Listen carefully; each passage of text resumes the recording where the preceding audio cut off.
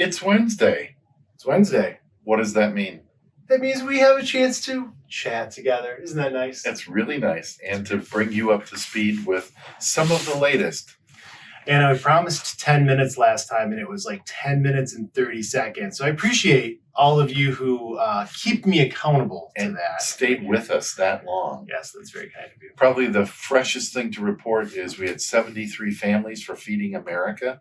That's up from a week ago when there was bad weather and it was undesirable conditions.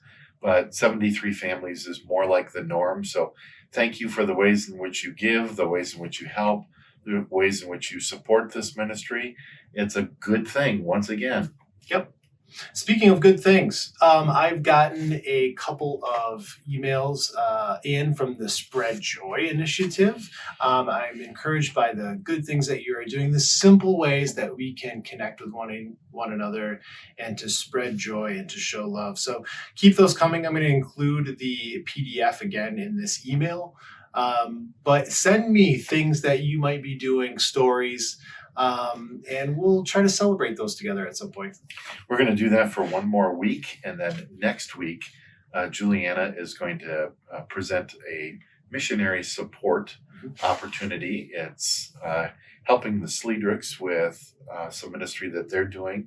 That too will be another deacon-approved 2-week initiative, but keep your eyes and ears peeled for that. But in the meantime, keep your eyes and ears peeled for opportunities in your neighborhood, in your community, in your relational circles and spheres. We want to encourage you to offer yourself in those places. Eric, tell us about Guatemala. In Guatemala, I have a couple of updates. One, Josh, our ministry partner there, Josh Campbell, has sent me an amazing, beautiful video containing some of the sights and sounds of the distributions that he's been able to do. And what you see in the video is a distribution. They did 2 distributions of 50. So that just represents a small portion, maybe even a tenth of what we were able to do. So, but it really will help you get a good feel for the kind of work that they're doing. And I'm just really proud of Georgetown for the ways that we're able to connect in that way. There has been also a update from Pastor Mike. Many of you chipped in to support and help his family after his surgery. I posted a link to our Georgetown Facebook page because that link is on Facebook, so it's a little clumsy. But you can see Pastor Mike doing some singing, and he's still bandaged up but recovering. And you really helped alleviate some of the concerns for him this time. And I want to sharpen something that Eric said. On Monday, that link of the food distribution went out. It's part of this email as well today, but a couple things that really struck me was how much food there was. And as Eric said, that's 1 of 10 because of the anticipated or the gifts that have been given and the anticipated opportunities that still reside there. And I don't know about you, but when I saw that video, I was reminded of, this isn't just a West Michigan pandemic. This is a global pandemic, and nearly everybody in the community that you and I are familiar with from going to Guatemala was wearing a mask, and they too are dealing with some of the same kind of challenges that we are. Yeah, with fewer of the resources. It was really neat to see that they were able to distribute some eggs. We don't typically do eggs when we're down there, but they, through your generosity, were able to provide that as well, which is a really neat thing. Task Force probably is next, yes? I believe it. Task Force presented a report for the elders. The elders approved one column of this detailed report. Again, if you're interested in seeing this 9 or 10 page document, we're happy to email it to you. We're anticipating offering an in-person option on July 5. That's probably going to be in multiple places in this building.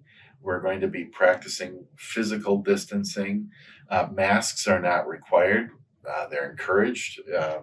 What else do we want to say about this? I think one of the key transitions is going to be from pre-recorded services, pre-edited, moving to a live stream scenario. So what you'll be able to access it, you'll be sent a link, but what you'll be seeing from home is being generated live here in church. And that's a significant change. That's going to begin July 5. And we've heard from folks who say, well, yay, we can't wait to get back and count on seeing us there. We've heard others, even those who are highly invested here, say, it's going to be a while. We're going to use the live stream option. So the task force was, I think, really good about wanting to honor the multiple different perspectives that there are on not wanting to get together because everybody wants to, but comfort levels around that. So one of the things you can anticipate is we're going to have sectioned off seating in the sanctuary. We're going to use the summit for sure. There's not going to be mailboxes. There's not going to be books and things to handle in the sanctuary. But we also want to encourage you to anticipate that we want to get people in the building and out of the building as efficiently as possible. And that's going to mean we want to encourage fellowship outside. That's going to mean get out of the building as quickly as you can, just for safety reasons. I think one of the cool things is whether you are in the sanctuary, whether you are in the summit, or whether you are at home, there's going to be one experience that we're sharing together. So as we have conversations and stuff, we'll be able to participate together as a community in one kind of worship experience.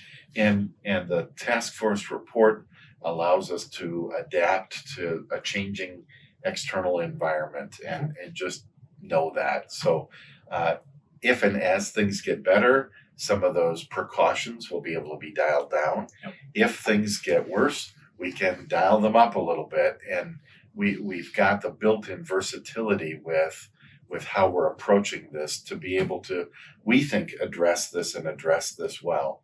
We've heard from neighboring churches that one of them communicated to me this past week, thank you so much for the work that Georgetown did.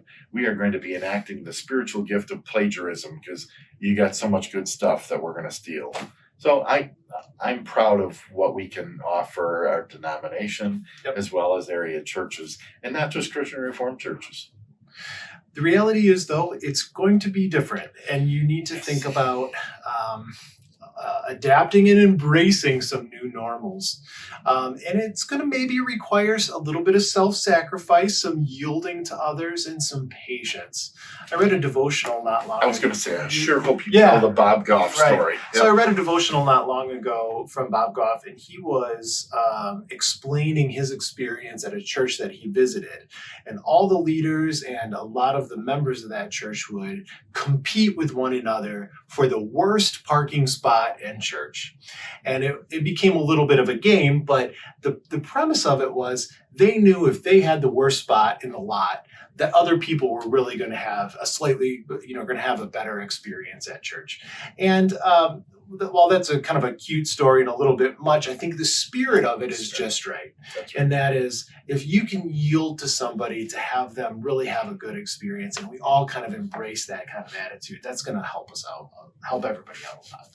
And we want to respect the people who want to be here enough to come, and we want to respect the people who are not yet comfortable and somehow hold, as you said, a common experience for all. And that's community.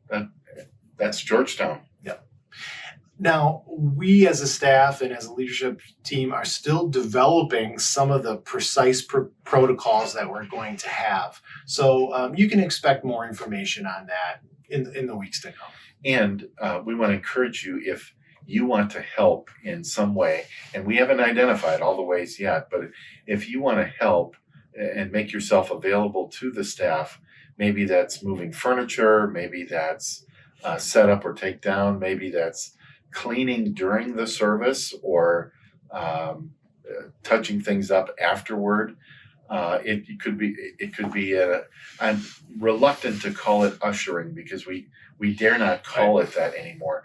Maybe we're having people escort people into assigned pews, and like a like someone serving at a wedding or a funeral, to have people stand up and make sure that they head on outside. That's the function that we are going to be preparing ourselves for. So there could be a whole host of things, but if you're one of those persons that says, put me on a list, and if you need something, give me a call, shoot me an email. We'd love to have you do that. office@georgetowncrc.org, and we will take that list, and we will try and be in communication with you in a week or in a week and a half as we start pulling some of this together.